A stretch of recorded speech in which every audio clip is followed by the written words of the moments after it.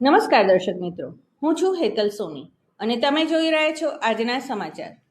સરકાર પણ મહિલાઓ માટે વિવિધ યોજનાઓના આયોજન કરતી હોય છે.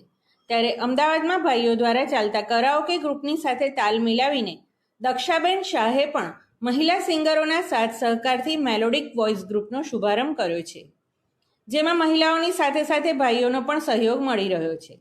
દક્ષાબેન શાહનો સૌપ્રથમ કાર્યક્રમ શહેરના નારણપુરા એઈસી 4 રસ્તા પાસેના સૂર્યા આઇકોનમાં આવેલા હાર્મોની હેવન સ્ટુડિયો ખાતે યોજાયો હતો, જેમાં શહેરના વિવિધ વિસ્તારોમાંથી કલાકારો ઉપસ્થિત રહ્યા હતા અને સૌએ જૂના હિન્દી ફિલ્મ ગીતોની મજા માણી હતી.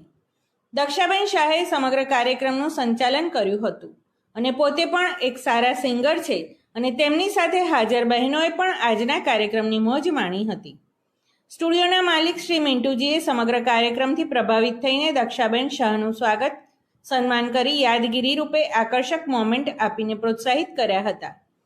આજના મહિલા દ્વારા શરૂ કરવામાં આવેલા સંગીત ગ્રુપમાં સૌ બહેનો અને ભાઈઓએ દક્ષાબેન શાહને શુભેચ્છા પાઠવી હતી.